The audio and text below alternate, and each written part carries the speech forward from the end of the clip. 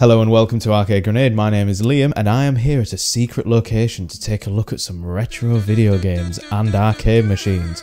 Shall we go and take a look? I think he's keen!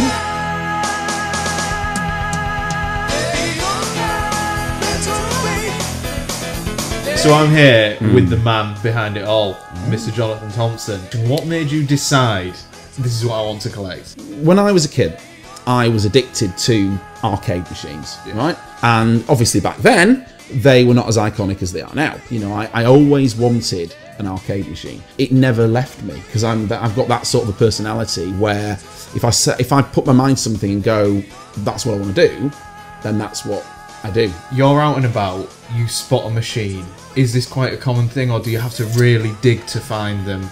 It used to be. What I used to do was get the map and go, right, today, let's go and have a trip to somewhere that wasn't as well known as, say, Blackpool, because everyone goes there. Let's go to Inglemells. And at the backs of the arcades, there used to be all the old machines, all the old broken machines.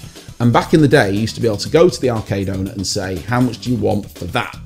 And they'd look at you and think, well, he's a bit of a nutter, yeah, because it's got no monitor in it, no board in it. For me, that was music to my ears because I thought, well, I'm going to get it at a knockdown rate. It'd be a lot cheaper. So we'd come back with a few arcade machines and you know, we'd bring them back. And sometimes there was gold in there, stuff that now you just would not find, you know. And so I set about doing this for many years, doing a similar scenario where I would go and I would be honest with the arcade and I'd say, look, I'm looking to collect these machines. How much do you want for these in a broken state? So why wouldn't they sell them? Some arcade owners wouldn't sell them, most of them would, so that's how it started. I started really, if I'm honest with you, I started with a plan. If I'm going to collect arcade machines, I need to collect something that is going to be iconic or, you know, in the future or whatever. So I started with Star Wars. And there was something about it, I thought, well, you know what? It's a Star Wars. This surely is going to become classic. It's going to become collectible in the future. I had a punt on it and I went, you know, and I won with it, I suppose. Star Wars arcade games is where it really started for me. How hard is it to keep these things original, or are you finding that you're having to upgrade parts with circuitry that just simply doesn't exist anymore? Okay. My answer to this is twofold. Okay, I'm not a great fan of let's strip all the cabinets, then let's reinstall computers, let's do all of that. I love originality. I love to keep a Wells Gardner monitor in there. I would love to keep, you know, original boards with original clock chips in them and all of those sorts of things.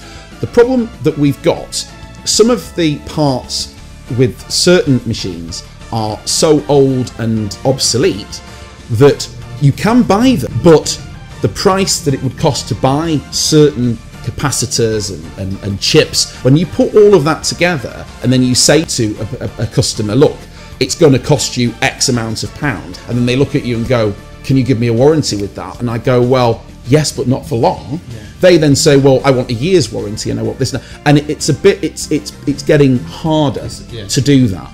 Would I keep machines original? The answer is, if the parts presented themselves as being readily available, then fine, yes. But I would give them the option.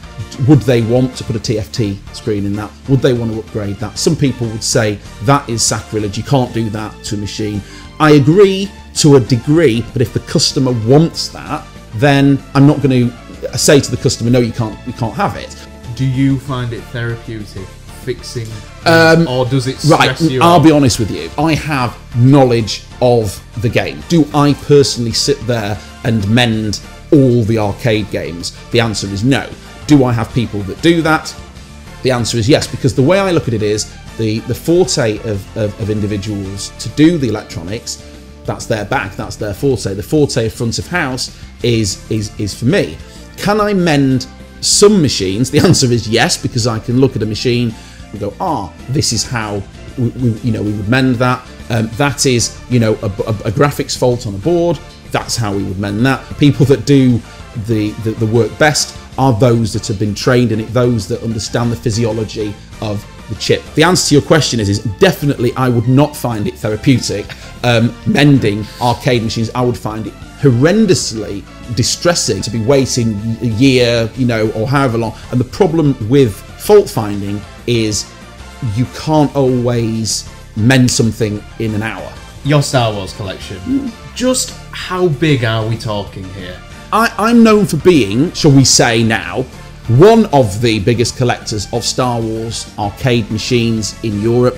What does the collection consist of? Quite a number of Star Wars cockpits, quite a number of the upright versions, the Star Wars trilogies, the Star Wars Pod Racer, the Star Wars. It is quite rare now, and I'm sure that people will agree that the Star Wars by Sega, there were not many of those games produced. And I know of another person that has one of these in the UK, and then there's me. I don't know of anybody else in the UK with that particular piece. There are quite a lot of pieces: Pod Racer, Episode 1 pinball, Star Wars Trilogy pinball, you know, and it's not just the sort of Star Wars collection. I'm very into the movie Tron, so I have a collection of discs of Tron, you know, Tron original, you know, arcade games. I love that whole, I love the Star Wars franchise, but I did love the whole Jeff Bridges Tron, you know, thing.